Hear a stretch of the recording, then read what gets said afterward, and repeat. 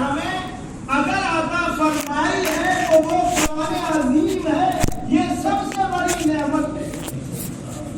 اور قرآن کریم جن پر نازل کیا گیا وہ بھی بہت بڑی نعمت ہے۔ اگر حضور صلی اللہ تعالی علیہ وسلم اس دنیا میں تشریف نہ لاتے تو ہمارا وجود نہ ہوتا، نہ ہمیں یہ دنیا کے اندر نماز ملتی، نہ قرآن ملتا۔ قرآن ملا تو وہ بھی حضور کے صدقے میں ملا، نماز ملی وہ بھی جناب احمد مصطفیٰ محمد مصطفیٰ صلی اللہ تعالی علیہ وسلم کے صدقے تو خیر ملی۔ اللہ نے سب حضور کے صدقے میں ہمیں عطا فرمایا۔ قرآن اللہ نے حضور پر نازل فرمایا۔ ذرا دیکھیے دنیا میں کوئی کتاب اتنی بڑے مقام و مرتبہ کی نہیں، نبی بھی مرتبے والے، اس لیے اللہ نے وہ قرآن وہ کتاب ان پہ نازل فرمائی جس کا مقام سب سے زیادہ بلند و بالا ہے۔ اللہ تبارک و تعالی توریت نازل فرمائی تو اللہ نے کچھ نہیں فرمایا، زبور نازل فرمائی تو اللہ نے کچھ نہیں فرمایا، جب قرآن کریم کو نازل فرمایا تو اللہ نے فرما دیا اِنَّا نَحْنُ نَزَّلْنَا الذِّكْرَ وَإِنَّا لَهُ لَحَافِظُونَ، بے شک ہم نے ہی قرآن کو نازل کیا ہے اور ہم ہی اس کی حفاظت کرنے والے۔ اب بتاؤ جس کی حفاظت دنیا کا مالک اور خالق کرے، زمین آسمان کا مالک جس نے سب کچھ بنایا ہے، جس کی حفاظت اللہ فرمائے تو اس کو کوئی کچھ نہیں کر سکتا، قرآن کا کوئی نہیں بگاڑ سکتا۔ اللہ تبارک و تعالی نے ہمارے اور آپ کے اوپر بہت بڑا کرم فرمایا ہے۔ یہ قرآن دے کر، یہ انعام، یہ نعمت دے کر اگر قرآن نہیں ہوتا تو ہم اندھیرے میں ہوتے، اور اگر حضور نبی اکرم صلی اللہ تعالی علیہ وسلم کی ذات نہ ہوتی تب بھی ہم گمراہی نہ ہوتے۔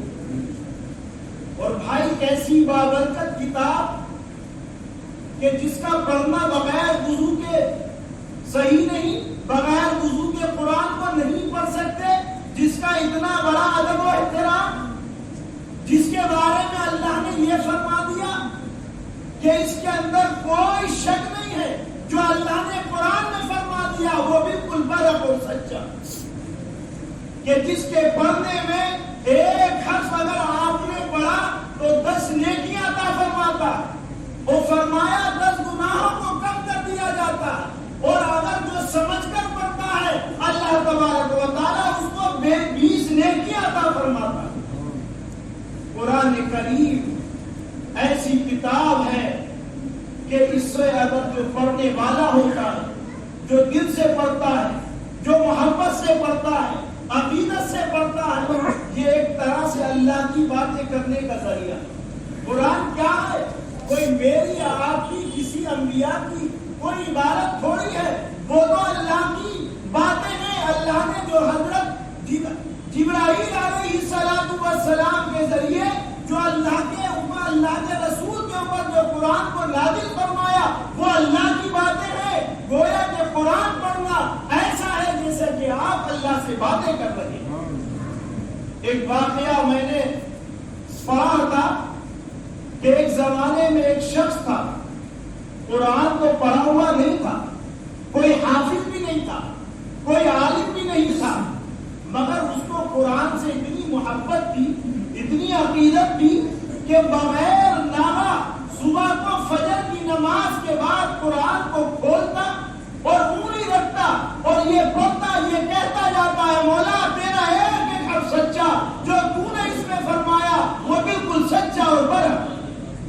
نتیجہ یہ ہوا کہ جب اس کا انتقال ہوا، اب مجھے یہ تھوڑی بھول ہو رہی ہے حضور صلی اللہ تعالی علیہ وسلم کا گزر ہوا یا کسی اور کا گزر ہوا، کوئی بہرحال معتبر واقعہ ہے۔ لہذا جب گزر ہوا اللہ کے رسول صلی اللہ تعالی علیہ وسلم کا تو آپ نے پوچھا یہ قبر کس کی ہے؟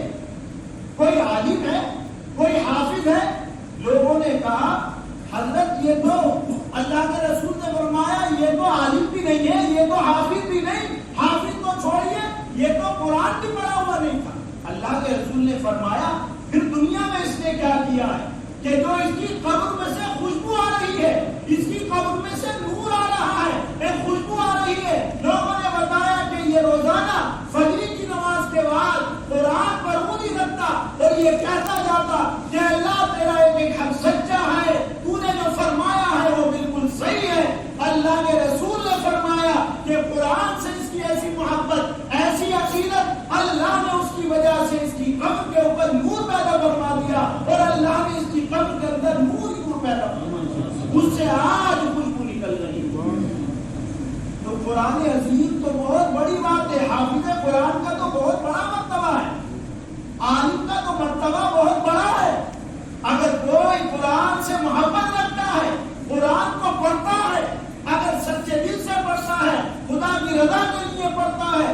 مجھے وہ واقعہ یاد آ رہا ہے، حضرت عیسیٰ ایک قبرستان سے گزرے تو انہوں نے دیکھا کہ ایک قبر پر عذاب ہو رہا ہے.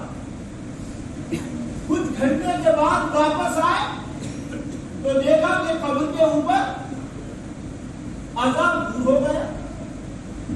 اللہ تعالیٰ سے درخواست کی ہے، بولا یہ کیا معاملہ ہے؟ ابھی تو عذاب تھا اور چند گھنٹوں میں اس کی قبر کے اوپر سے عذاب کو دور کر دیا گیا.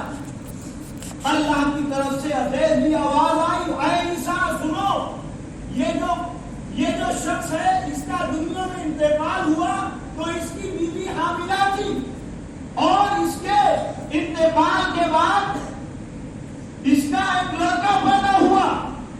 لہذا جب وہ 4 سال کا معصوم پہلی بار جب مدرسے میں گیا اور اس نے بسم اللہ الرحمن الرحیم پڑھا، اللہ نے اس کی برکت سے اس کی قبر کے اوپر سے عذاب کو دور فرما لیا. وہ فرمایا اللہ نے، اے عیسیٰ میرا بندہ جو معصوم جس کی زبان میں ہچکچاہٹ وہ رحمان اور رحیم کہہ رہا ہے تو میری یہ شان نہیں ہے کہ میں اس کے والد کے اوپر عذاب کو دور فرما دوں. اللہ نے اس کو عذاب کو دور فرما دیا. تو بھائی ہم قرآن سے محبت کریں، قرآن کو پڑھیں اور قرآن کو سمجھیں. آج لوگوں نے قرآن کو صرف یہ سمجھ لیا کہ برکت کی چیز ہے. برکت کی تو ہے لیکن یہ تو ایک ایسی کتاب ہے کہ جو ہمیں حرام بتاتی ہے، حلال بتاتی ہے، زندگی گزارنے کا طریقہ ہمیں بتاتی ہے. ہمیں اس کے مطابق جو ہے چلنا چاہیے.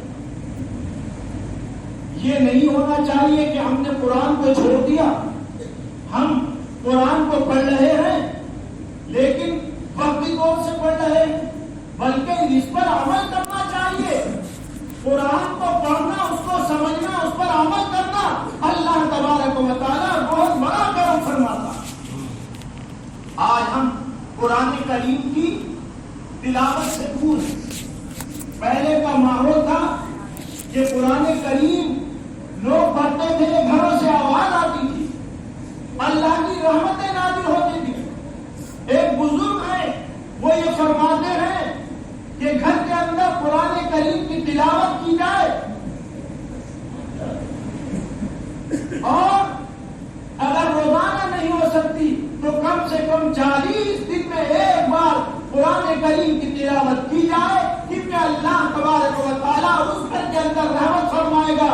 جہاں پر خدا کا ذکر ہوتا ہے اللہ تبارک و تعالیٰ وہاں رحمت نازل فرماتا ہے. اللہ نے وہ مقام اور وہ مرتبہ عطا فرمایا ہے حافظ قرآن کو، لیکن یہ ہے کہ حافظ قرآن کو یاد رکھے.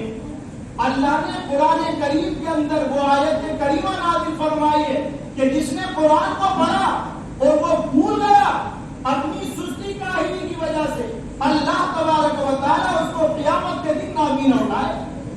قرآن پڑھنا، حفظ کرنا یہ آسان کام ہے، لیکن اس کو پورے طریقے سے یاد رکھنا اور اس پر عمل کرنا یہ مشکل کام سمجھتے ہیں بعض لوگ. لیکن اس کو یاد بھی رکھنا چاہیے، سنانا بھی چاہیے. یہ نہیں آپ نے حفظ کر لیا، آپ اس کو چھوڑ گئے، آپ بھول گئے، یہ اچھی بات نہیں.